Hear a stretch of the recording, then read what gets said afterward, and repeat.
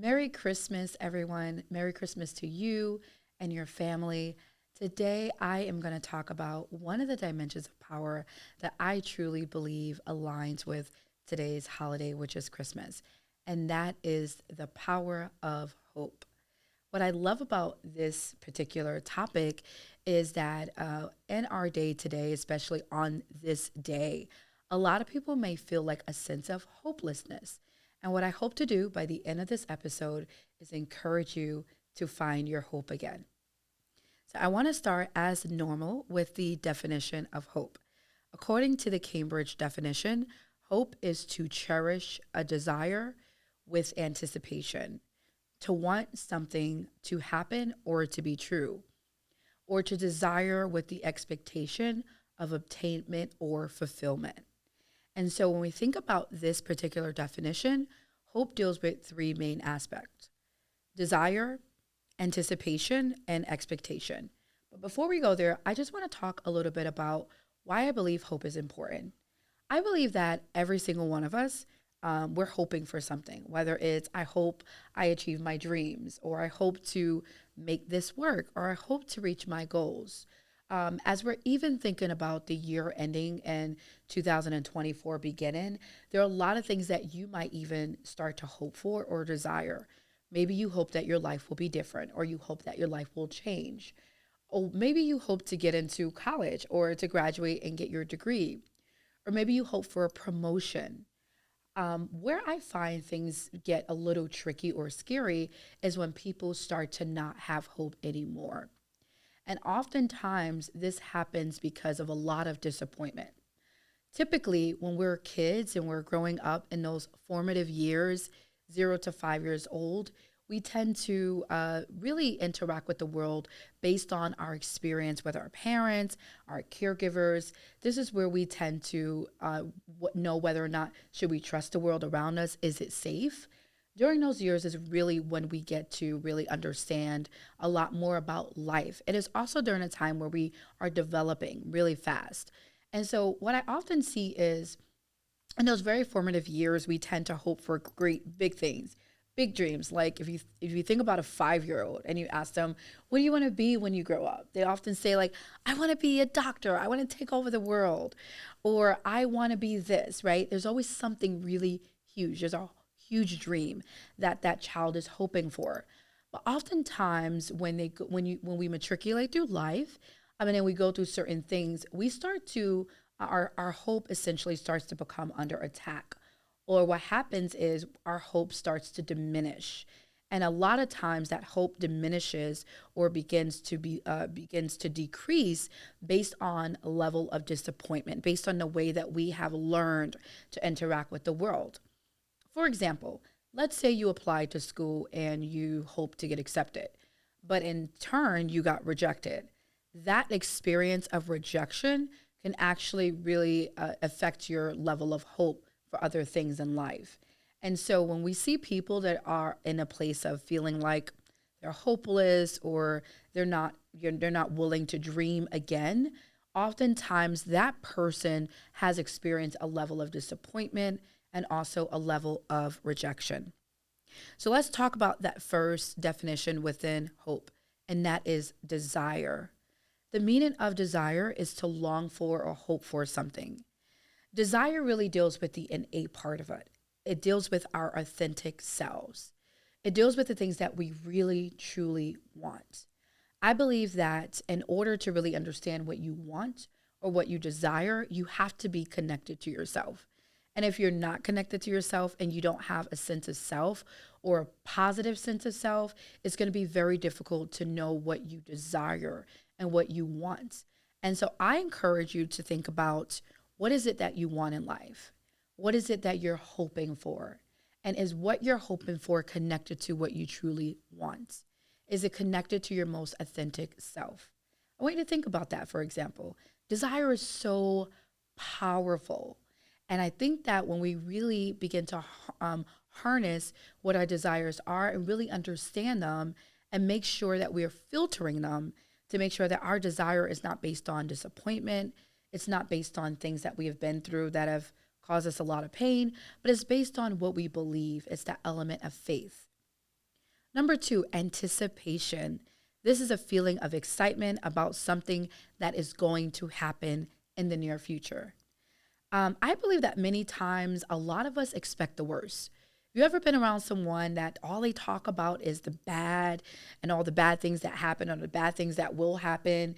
They often see life like a glass that's half empty versus half full. So they're constantly feeling like I'm just waiting for the next bad thing to happen because my life is always something is always going wrong, or certain things don't happen for people like me, or because of how I grew up, those things don't happen for me, or it's never going to happen, right? They have this mindset. It's very unhealthy. And I know what that's like because I can remember being that person that just waited for the next bad thing to happen because I kept going through a lot of horrible things in life. And so all I started anticipating were bad things. And guess what happened? I got exactly what I anticipated, bad things. So I think that we have to begin to restructure the way we think. If all you're thinking about is what's going to go wrong and how things are not going to work out, you're actually putting your thoughts into motion. So you really want to start to take a step back and change your thinking. And that's not easy because it requires a lot of effort and a lot of work. But when you're conscious about it and you're willing to do the work, then you can start to really examine your thoughts. Here's an exercise that I like to do. Throughout the day, I want you to take a moment to start, maybe like an hour. Just listen to your own thoughts. What kind of thoughts are coming through your mind? Is it negative? Is it pessimistic? Is it bad things? Is it doom and gloom? If that's what's happening and that's the majority of your thoughts, it might be time to really start to reframe the way that you think and also shift your paradigm. I want to challenge you to start anticipating good things, especially as we're ending up 2023 and we're going into a new year, 2024. I want you to start to think about, what do you want your year to look like? What are you anticipating? What are some good things that you want to see? Start to imagine it. Start to really call it into existence. Because when you start to imagine and think on it, you actually give it permission to exist. You're fueling your brain with positivity. And when you do that, you actually increase the chances of what you really want and a desire to actually happen. Here is something that's really powerful that I do every year, and I'm sure some of you practice this. That's a vision board. Vision boards are incredibly powerful. Some of the most amazing people or most famous people on earth have done this, such as Oprah Winfrey. And typically what a vision board is, you just take a board. You can do it virtually on your computer using Canva. Or you can take a poster board, cut out some magazines, and start to take images and lay it out on that board of what you anticipate. What is it that you want? You might feel like it's never going to happen. Don't think that way. Start to challenge that stinky thinking and start to think differently. What do I really want? What do I desire? Do you want a new job? Do you want a promotion? Do you want to get married? Do you want to have children? Do you want a family of your own? Do you want to start your own company? What do you want in life? And start to anticipate those things. And number 3, expectation. Expectation is a strong belief that something will happen or be the case in the future. Very similar to anticipation. I want you to think about a time that you may have gone to an event or gathering with people, right? And the expectation of people was very low. What did you feel?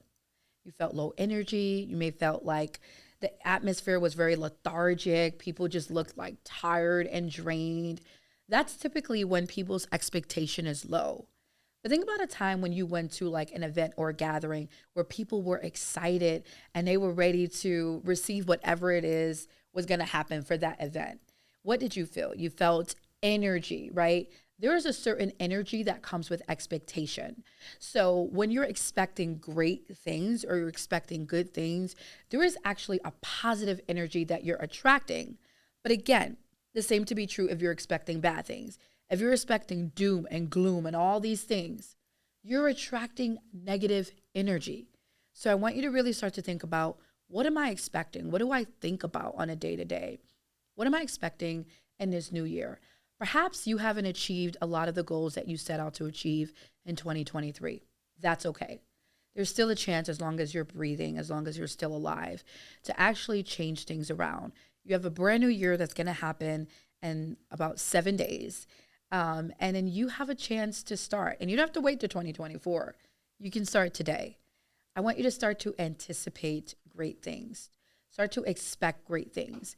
And it really starts again with knowing what your desires are. What do you desire? What do you hope for?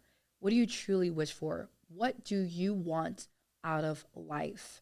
We talked about the power of choice in our prior episode. You still have the power to choose.